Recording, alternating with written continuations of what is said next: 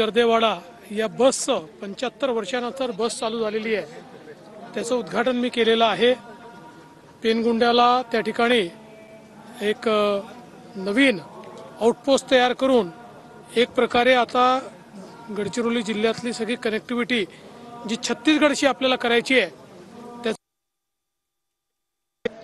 विशेषतः आपल्याला कल्पना आहे की त्यामध्ये माओवाद्यांचा मोठ्या प्रमाणात डॉमिनन्स होता, डॉमिनन्स तयार झाला आणि सगळ्या प्रकारे लोकांनी माओवादाला नाकारलेला आहे। तयार करून एक प्रकारे आता गडचिरोली जिल्ह्यातली सगळी कनेक्टिव्हिटी जी छत्तीसगडशी आपल्याला करायची आहे, त्याचं काम देखील आपण सुरू केलेलं आहे। विशेषतः आपल्याला कल्पना आहे की ज्या भागामध्ये माओवाद्यांचा मोठ्या प्रमाणात डॉमिनन्स होता, आता तिथे आपला डॉमिनन्स तयार झालेला आहे आणि सगळ्या प्रकारे लोकांनी माओवादाला नाकारलेला आहे। 12 गावांनी ठराव करून माओवाद्यांना राशन पाणी नाकारलं। त्यांनी जे ID लावले होते ते सगळे पोलिसांकडे जमा केले आहेत। त्यामुळे एक नवीन पहाट ही या ठिकाणी गडचिरोली जिल्ह्यामध्ये तयार झालेली आहे। जे मी सारखं सांगायचो की ह्याला महाराष्ट्राचा शेवटचा जिल्हा म्हणू नका, हे महाराष्ट्राचं प्रवेशद्वार आहे, हा पहिला जिल्हा आहे। तसं ट्रान्सफॉर्मेशन आम्ही सुरू केलं आहे आणि मला विशेष आनंद आहे, कोनसरीचा हा जो प्रकल्प ज्याचं भूमिपूजन मुख्यमंत्री असताना मी केलं होतं, आता त्याच्या पहिल्या फेजचं उद्घाटन या ठिकाणी करतोय। अनेक प्रकल्पांचं आज उद्घाटन भूमिपूजन होत आहे। 10,000 लोकांना रोजगार मिळाला आहे। 5,000 अजून 10 महिन्यामध्ये काम पूर्ण झाल्यानंतर रोजगार त्या ठिकाणी मिळणार आहे। त्यामुळे मोठ्या प्रमाणात जे ट्रान्सफॉर्मेशन आहे ते आपल्याला पाहायला मिळत आहे आणि आपलं जे स्वप्न आहे की गडचिरोलीला स्टील सिटी ऑफ इंडिया करायचं, त्याकडे वाटचाल आपली सुरू झाली आहे।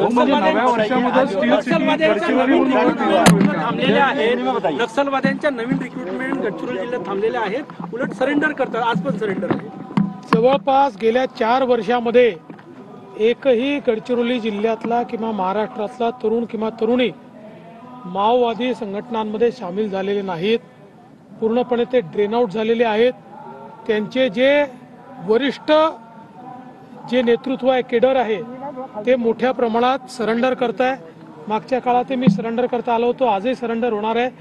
त्यामुळे हळूहळू लोकांचा विश्वास भारताच्या संविधानावर आहे, आता तो माओवादावर नाही। पूर्णपणे कंबरडा मोडला जाईल आजच्या सरेंडर नंतर। खूप मोठा कंबरडा मोडलेलाच आहे, अजून मोडलं जाईल। 75 वर्षानंतर स्वातंत्र्याच्या पहिल्यांदा तिथे बस चाललेली आहे त्या भागामध्ये, काय मला असं वाटतं लोकांचा आनंद मला पाहायला मिळाला की स्वातंत्र्याच्या 77 वर्षानंतर आज त्यांना या ठिकाणी बसमध्ये बसता आलं, बस त्या ठिकाणी चालली, याचा त्यांना आनंद वाटतो। धनंजय मुंडेवरून नाराजी आहे महायुतीमध्ये आणि क्या कहेंगे आज से जो बस सेवा शुरू हुई है उसके बारे में क्या कहेंगे?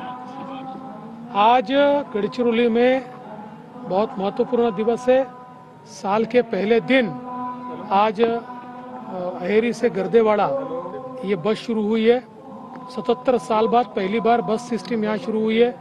जो रास्ते और पुलिया बनाए हैं उसके कारण ये शुरू हो पाई है। हमारी पुलिस ने यहाँ पर जिस प्रकार से माओवादियों के साथ टक्कर लेकर और गांव के लोगों ने जिस प्रकार से उसमें मदद की है, इसके कारण एक बड़ा परिवर्तन नज़र आ रहा है। आज हम लोगों ने पेनगुंडा में भी एक नया आउटपोस्ट चालू किया है, जिसके कारण पूरे तरीके से जहां माओवादियों का डोमिनेंस था, वहाँ अब हमारा सरकार का, पुलिस का डोमिनेंस दिखाई पड़ता है। लोग सामने आए हैं, लोगों ने ग्राम सभा के ठराव करके हम नक्सलियों के साथ नहीं, हम भारत के साथ है, भारत के संविधान के साथ है, महाराष्ट्र में हम लोग साथ में है, इस प्रकार के उन्होंने प्रस्ताव पास किए हैं। तो मुझे लगता है एक बहुत महत्वपूर्ण, और उसके साथ साथ गडचिरोली में जिस समय मैं मुख्यमंत्री था, हमने बड़े पैमाने पर यह माइनिंग एक्टिविटी शुरू की थी। आज कोनसरी में जो 2018-19 में मैंने जिसका शिलान्यास किया था, आज उसी का उद्घाटन करने के लिए मैं आया हूँ। बड़े पैमाने पर यहाँ पर स्पॉन्ज आयरन है, स्टील है, इसके निर्माण होने वाला है और हमारी गडचिरोली ये next steel city of India इस रूप में जानी जाएगी। 10,000 लोगों को काम मिला है। अगला फेज अभी कुछ 18 महीनों में उनको कंप्लीट करना है, उसमें और 5,000 लोगों को काम मिलने वाला है। कुल मिलाकर 50,000 लोगों को काम कैसा मिले, इस प्रकार का हमारा प्रयास है। गढ़चिरौली का चित्र पूरे तरीके से हम लोग बदल रहे हैं। सर ये प्लांट और आने वाले देवेंद्र फडणवीस यांचा गडचिरोली दौरा, गडचिरोलीची छत्तीसगड सोबत कनेक्टिव्हिटी करायची असल्याचं देखील फडणवीसांनी म्हटलंय.